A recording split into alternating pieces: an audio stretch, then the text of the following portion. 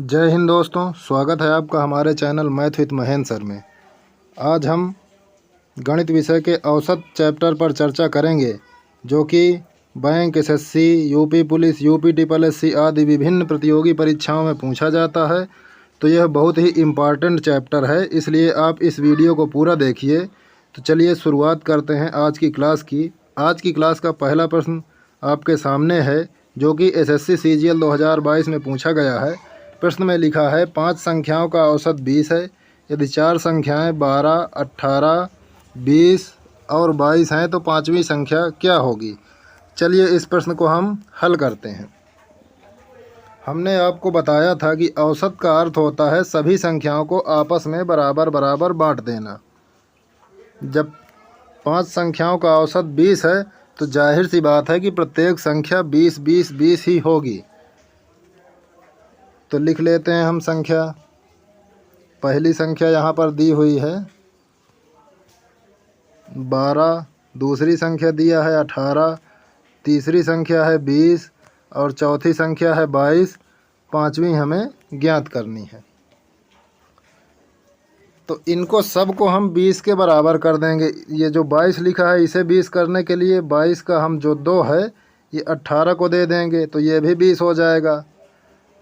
तो अब हमारी 3 संख्याएं 20 20 हो गई। अब ये जो बचा 12, इसमें कितना ज़रूरत है? 8 की ज़रूरत है। 12 में यदि हम 8 जोड़ दें तो ये 20 हो जाएगा। और पांचवी संख्या भी हम 20 ही लेंगे, क्योंकि संख्याएं 20 20 ही हैं। क्योंकि औसत का अर्थ होता है सभी संख्याओं को आपस में बराबर करना। तो पांचवी संख्या को भी हम 20 लेते हैं। अब 20 में ये जो 8 बच रहा था 12 के लिए जो कम हो रहा था, इस 8 को हम जोड़ देंगे तो ये हो जाएगा 20 + 8 बराबर 28। अतः जो पांचवी संख्या होगी हमारी वो होगी 28 के बराबर। तो इसका जो विकल्प होगा ए नंबर, ये हमारा ए विकल्प सही है। अब हम अगले प्रश्न की तरफ बढ़ते हैं।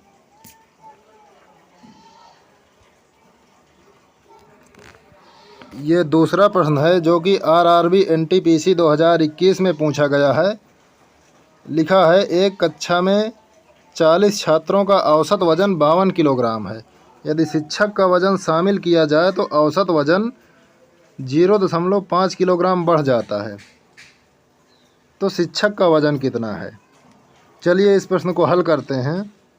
पहले वजन जो था औसत वो था 52 और अब हो जा रहा है 52.5 के। हमने आपको बताया कि औसत का अर्थ होता है सभी संख्याओं को आपस में बराबर बराबर बांटना।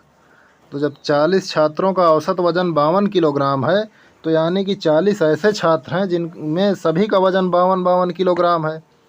अब शिक्षक महोदय जब आ जाते हैं तो इन सभी 40 छात्रों के औसत वजन में 0.5 यानी आधा आधा किलो की वृद्धि कर देते हैं। तो जब हम 40 छात्रों के सभी के वजन में आधा आधा किलो की वृद्धि करेंगे तो ये कितना हो जाएगा? तो हम लिखेंगे 0.5 गुणते 40, तो ये हो जाएगा 20। अतः 20 किलो की वृद्धि हो जाएगी सभी के वजन में टोटल। तो इसके लिए हम क्या करेंगे कि इनके शिक्षक महोदय के आने से औसत वजन जो होता है वो 52.5 किलोग्राम होता है। तो ये तो 52.5 कर ही देते हैं औसत को, साथ में अन्य का औसत भी 52.5 कर देते हैं। तो जब अन्य के वजन में 52.5 के बराबर परिवर्तन होगा तो सभी में जो है 0.55 ऐड होगा, कुल मिला के 20 kg ऐड होगा। तो 20 kg जो ऐड हो रहा है वो शिक्षक महोदय के वजन के वजह से ही तो हो रहा है। तो हम 52.5 में 20 को जोड़ देंगे। 52.5 में जब हम 20 जोड़ेंगे तो ये हो जाएगा 72.5 के। यही हमारा इस प्रश्न का उत्तर हो जाएगा। सभी को समझ में आ रहा है? जिसे समझ में ना आ रहा हो वो कमेंट में ज़रूर बताएं, आपके कमेंट का जवाब दिया जाएगा। इस प्रश्न का विकल्प ए जो है सही उत्तर हो जाएगा। अब हम बढ़ते हैं अगले प्रश्न की तरफ। लिखा है 3 वर्षों की आय का औसत 4,000 है। यदि पहले वर्ष की आय 3,000 है और दूसरे वर्ष की आय 4500 है तो तीसरे वर्ष की आय कितनी होगी? इसे भी हम उसी मेथड द्वारा सॉल्व करेंगे। हमने आपको बताया था कि औसत का अर्थ होता है सभी संख्याओं को आपस में बराबर बराबर बांट देना। तो दिया है 3 वर्षों की जो औसत आय है वो है 4,000। हम तीनों वर्षों की आय को जो है 4,000 कर देंगे। पहले वर्ष की दिया है 3,000 और दूसरे वर्ष की दिया है 4500। तीसरे वर्ष की हमें ज्ञात करना है। तो हम क्या करेंगे, सभी को 4,000 के बराबर कर देंगे। इसमें कितनी कमी है? 3,000 में 1,000 की कमी हो रही है। और इसमें जो है 4500 में ज़्यादा कितना है? 500 ज़्यादा है। अगले औसत को हम 4,000 ले लेते हैं। तो 4,000 में कितना परिवर्तन हमें करना होगा? 1,000 इधर ज़्यादा, यानी कि हमें 1,000 माइनस 500 यानी कि 500 हमें और जोड़ना पड़ जाएगा 4,000 में। तो हमारा जो आंसर आएगा वो हो जाएगा 4,000 प्लस 500 बराबर 4,500। अतः विकल्प ए हमारा इस प्रश्न का आंसर हो जाएगा। सभी को समझ में आ रहा है? चलिए एक बार पुनः रिपीट कर देते हैं। लिखा है 3 वर्षों की आय का औसत 4,000 है। यदि पहले वर्ष की आय 3,000 और दूसरे वर्ष की आय 4,500 तो तीसरे वर्ष की आय कितनी होगी? यहाँ पर औसत आय दिया है 4,000, क्योंकि औसत का अर्थ होता है सभी संख्याओं को आपस में बराबर बराबर बांटना। तो हम औसत को 4,000 ही मान लेते हैं। तो ये 3,000 जो है ये 4,000 से कितना कम है? 1,000 हम कहेंगे। और ये जो 4,500 है ये ज़्यादा है 500। तो यानी जो फाइनल रिजल्ट आ रहा है वो 500 प्लस हो रहा है। तो 500 जो प्लस हो रहा है तो हम इसी 4,000 में 500 प्लस कर देंगे, हमारा 4,500 आंसर आ जाएगा। तो चलिए अब हम अगले प्रश्न की तरफ बढ़ते हैं।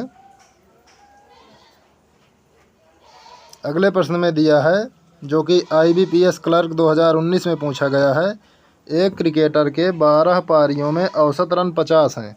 13वीं पारी में उसने 80 रन बनाए। नया औसत क्या होगा? तो 12 पारियों में औसत रन 50 हैं, तो कुल रनों की अगर हम बात करें तो 12 पारी में कुल रन कितने हो जाएंगे? कुल रन जो हो जाएंगे वो हो जाएंगे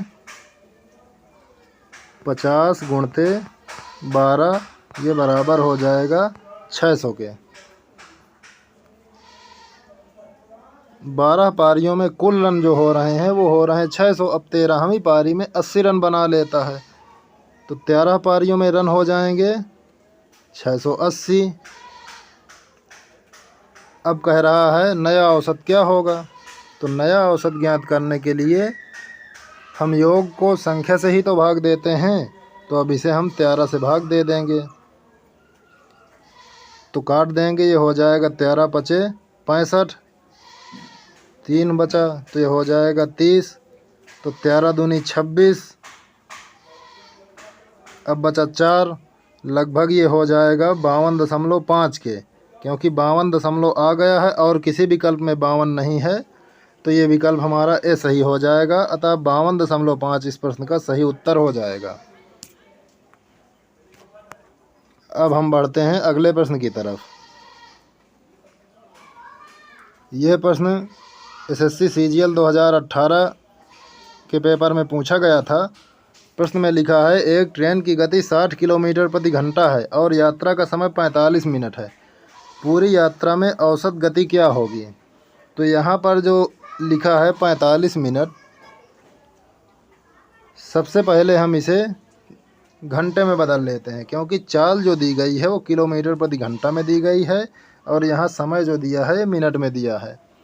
तो 45 मिनट को जब हम घंटा में बदलेंगे तो हम क्या करेंगे, 45 को 60 से भाग दे देंगे। तो इसमें हम 45 को 60 से भाग देंगे, 5 से काट देंगे, 5 9 45, 5 1 5, 5 2 10, फिर 3 से काटेंगे, 3 त्रिक का 9 और 3 चौक 12। ये आया 3/4 घंटे। अब कह रहा है ट्रेन की गति जो है 60 किलोमीटर घंटा है और समय 45 मिनट है, यानी कि दूरी जब हम ज्ञात करेंगे उसके द्वारा चली गई जो दूरी होगी वो होगी चाल गुणे समय, 60 गुणते 3/4 घंटा, ये हो जाएगी उसकी दूरी। तो इसको हम काट देंगे, ये हो गया 15, 15 चौके 60 और 15 तियाँ 45। दूरी जो हुई वो हुई 45 किलोमीटर। तो औसत ज्ञात करने के लिए होता है कुल चली गई दूरी और बटे समय, जितना समय लिया। तो दूरी है 45 किलोमीटर और समय ले रहा है 3/4 घंटा। तो इसमें जो है 45 गुणते 4/3, ये 4 का गुणा ऊपर हो जाएगा, तो हम लिखेंगे 45 गुणते 4/3। 3 से काट देंगे, 3 1 3, 3 5 15 और 15 चौके 60। यही हमारा आंसर हो गया। अतः जो हमारा आंसर है वो बी नंबर सही है, 60 किलोमीटर प्रति घंटा। यही हमारा इस प्रश्न का सही आंसर हो जाएगा।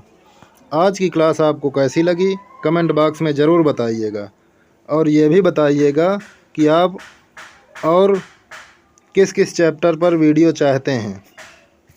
जय हिंद।